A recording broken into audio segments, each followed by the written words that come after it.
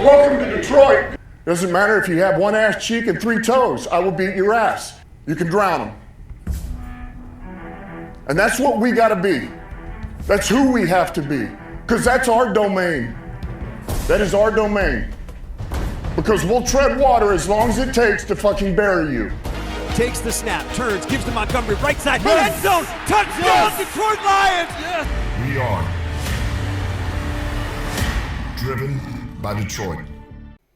Hello, Detroit Lions friends, fans, and family members. Welcome on back to yet another episode of MCM Motor City Mania. I'm your host, David T. Pike. And as always, we're diving on in. I gotta tell you something, all folks. Not only was that game fun to watch because of how the Lions played last night, absolutely fun to watch in terms of the defense. Offense, not so much. Offense had its moments, but the absolute just wonderful part about watching that game last night was how well our defense played. Absolutely awesome. And, you know, I already said something about it in my previous episode today. I already did. But I'm going to tell you something. That game was also fun to watch because of the fans.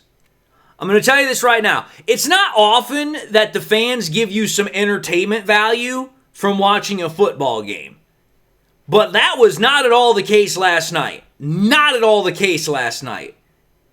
Because that game, I literally said it all freaking week. All freaking week. About how, you know, the whole thing after the Chiefs had their scandal with the freaking, you know, the sponsorship from the NFL, how the freaking UTEP report had come out, how Dan Campbell had said that the NFL was the one that made the decision to overturn the call in Kansas City on the first drive. All that stuff had literally just provided an absolute, you know, just powder keg of just inflamed emotions and tensions from the Lions fan base. And not just the Lions fan base. I mean, it was all over the NFL. I mean, you talked about just about, you know, any major sports show that talked about that, they absolutely just crucified the NFL. Absolutely put their ass on a pike and just said, this is what you've become. This is what you've resorted to. This is the kind of, you know, absolutely disgusting display of corporate greed and sponsorship that you have now debased yourself to. And I'm telling y'all, I kind of hit the nail somewhat around the head when I made my episode about whether or not there was going to be a correction overreaction or whatever you want to call it. But nowhere in my entire thought process when I made that episode did I think that the Lions fans were going to do what happened last night. And you guys all know exactly what I'm talking about. It was like, if I recall correctly, I think it was like sometime during the second quarter. And I can't remember the play, but it was one of those plays where, again, it was like, oh, this could easily go against the Lions. Absolutely could go against them. And if I recall correctly, I think it was the one where the Lions got called for offensive pass interference or something like that, but there was no call for a hold on the other side, or it could have been the fact that we were called for another penalty, but Lions fans thought that there should have been a call for a face mask on Jahmyr Gibbs. I can't remember. It's all kind of, you know, jumbled in there.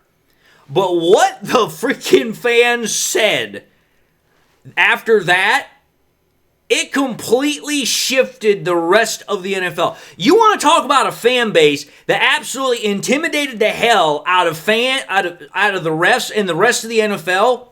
That was the Detroit Lions fans in Ford Field last night. Because after whatever the hell call it was, because again, I can't remember, but I know it was one that was very controversial, and the Lions fans did not at all take too kindly to the call. What did we hear for about a good 10 to 15 seconds come from the fans as the Lions had to punt the ball away? If I recall correctly, it was these words: refs, you suck. And it was not just a, refs, you suck, refs, you... No, it was loud, it was boisterous, and it was clear as all hell. It was as clear as any Jared Goff chant you had ever heard in freaking Ford Field. or any other freaking Detroit sports-based field, whatever you want to call it. The freaking Lions fans absolutely made their displeasure known on full display last night when they were like, dude, we are not going to go through this crap again that we saw on Sunday night versus the Chiefs. They made sure that the refs knew if you try to pull any sort of crap, we are going to land blast you. Because it's like, okay, it's one thing if you want to try and do that in the Chiefs Arrowhead Stadium and you want to pull that crap and have the NFL sponsor that nonsense, okay, you can get away with that there. You are not going to get away with it in Ford Field. No chance in this life or the next. And the fans made sure that they let the refs know, if you try to pull that crap, you're in trouble. Not in trouble in terms of anything physical, but it's like, oh, you're going to have a thought process in the back of your head like, man, I don't know if this is a good idea or not. Because it's like, listen, everybody can say what they want, like, oh, well, the fans shouldn't be intimidating the refs. The fans should not do that. Really? You want to go there? I seem to recall a game back in the early 2000s where refs were getting literal stuff thrown at them. Y'all know what game I'm talking about. It was in Cleveland where the refs had to literally leave the field because the Browns fans were throwing bottles at them. They were that pissed off at the freaking refs for that game. The Lions gave them, I would say, a very forceful, albeit gentle by comparison, reminder of, y'all gonna call this game fair. You're not just going to get away with just, being some kind of way with the calls tonight. You're going to call the game fair. And here's the funny part about it, is that after that thing happened, oh my God, the refs actually called the game fair.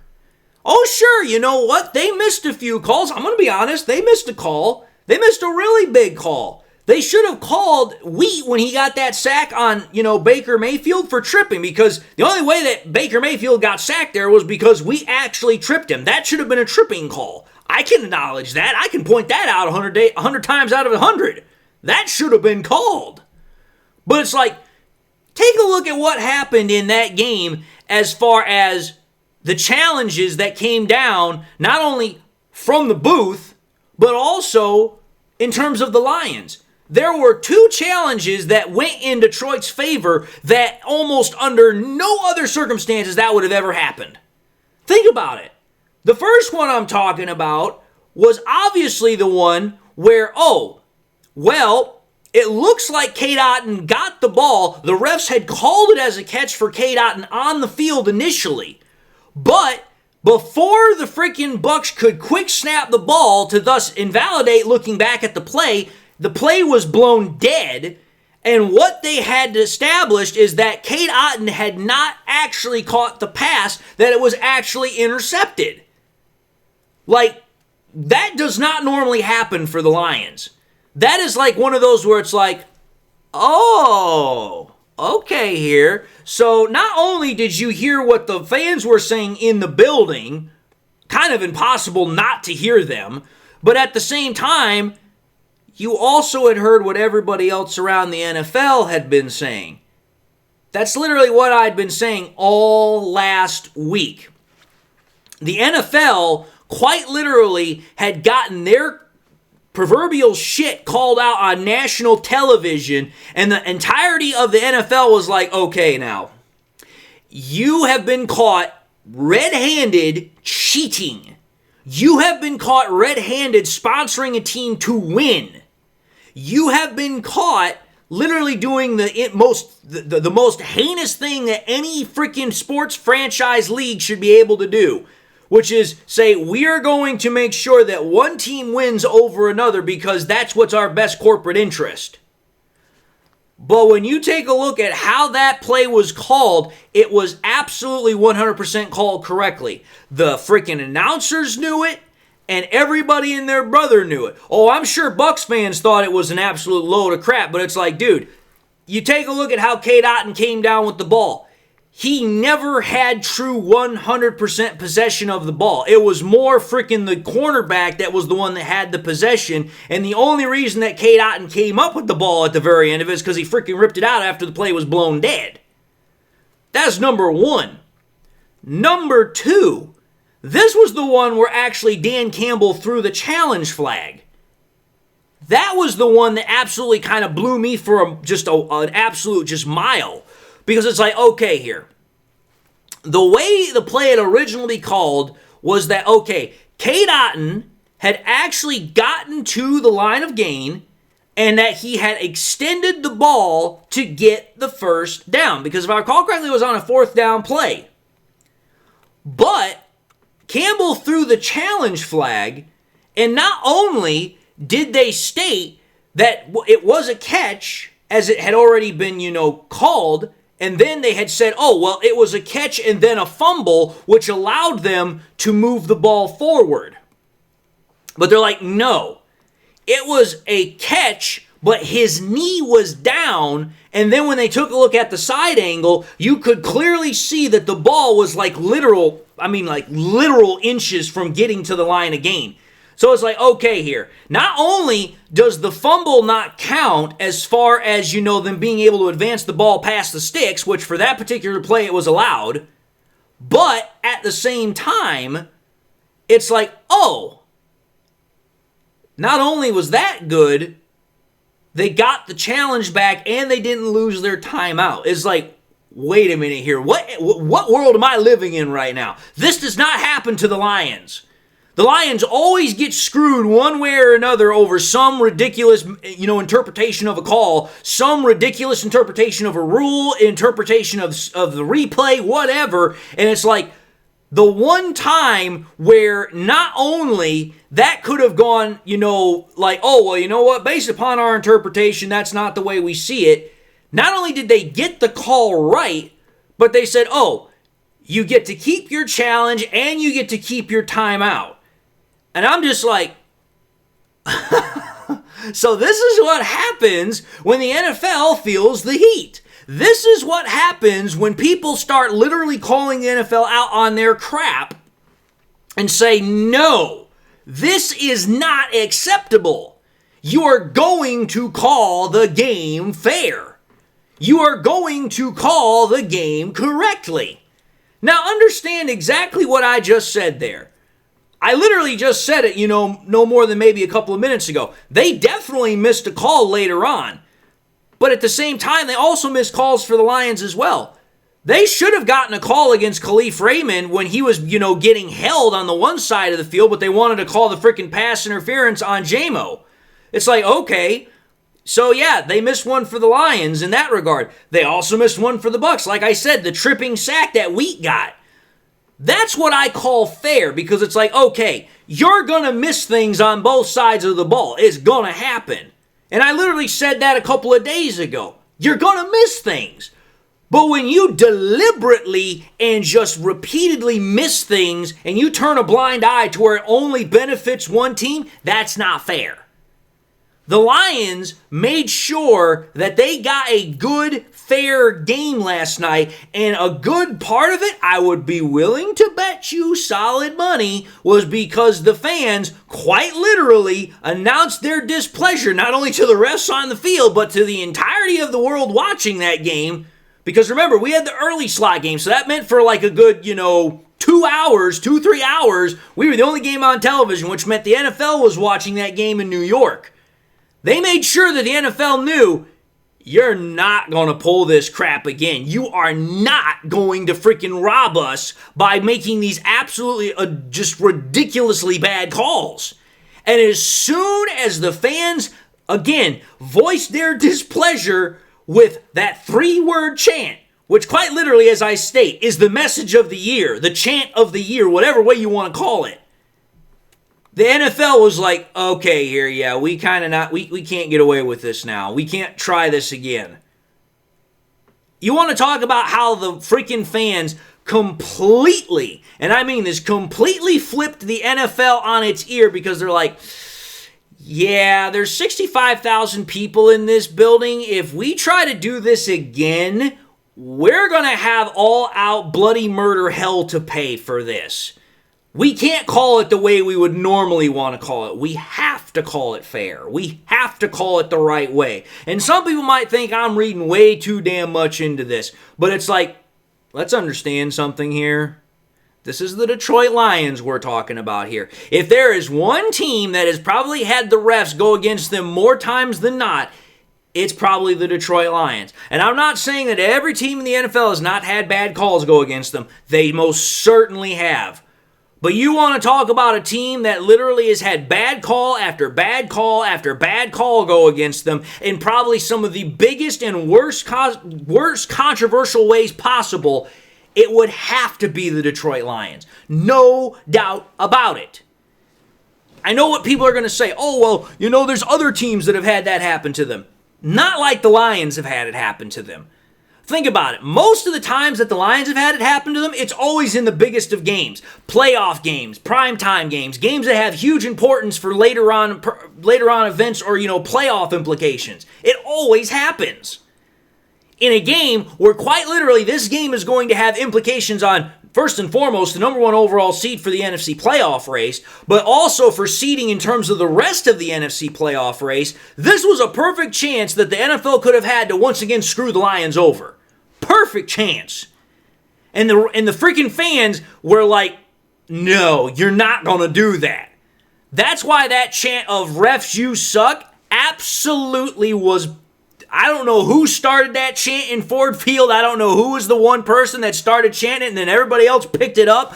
But God bless you, my friend. You quite literally made a humongous tidal wave to where the NFL is like, yeah, unfortunately, we can't call that the way we would normally call it. We have to call it fair.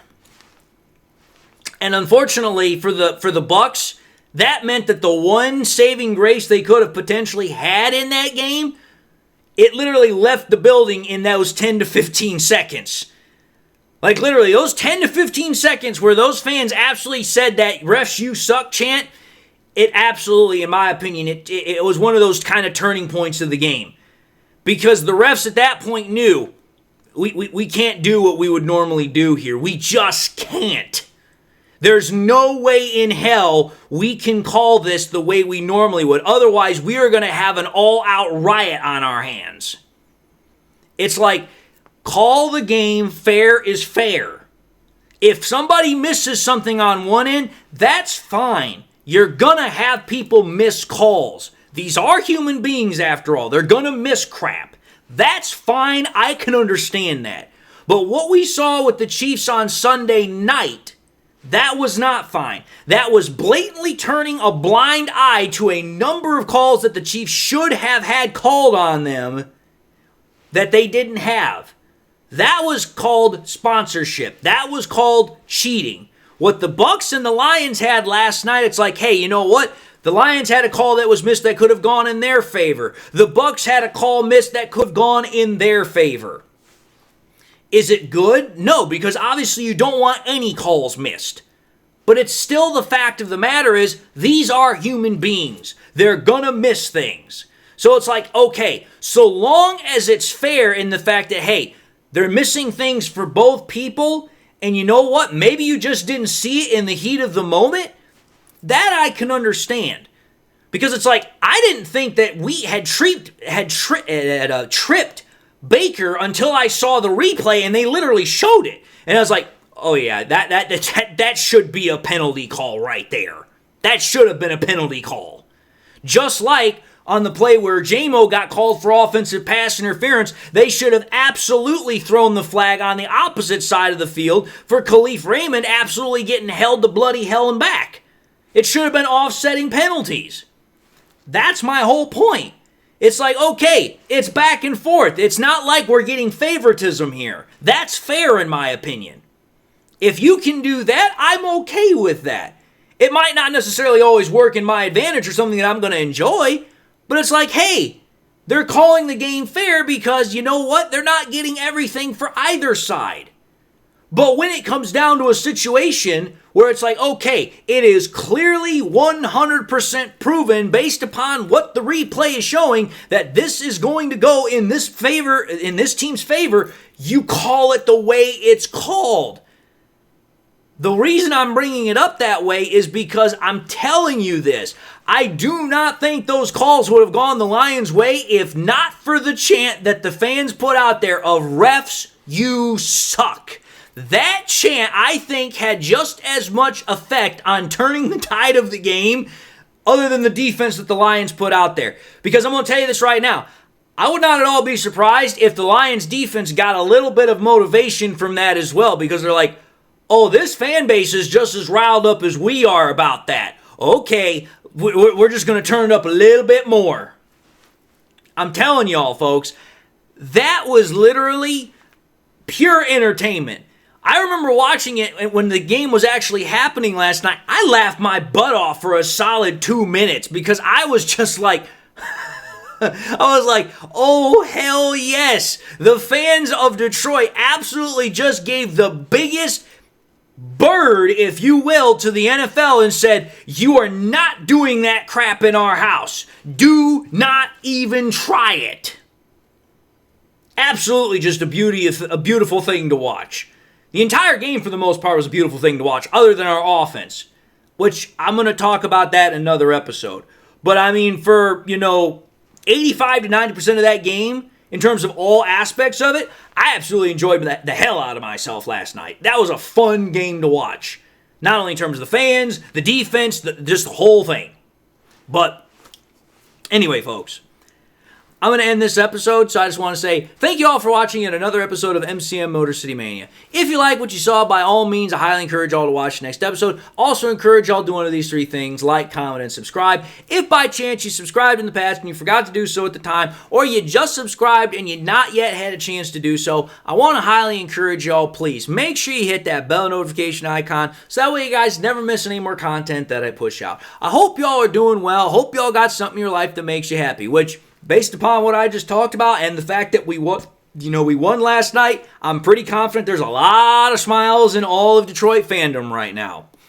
But having said that, I just want to say God bless, and until the next time we meet, I'll see you all in the next episode.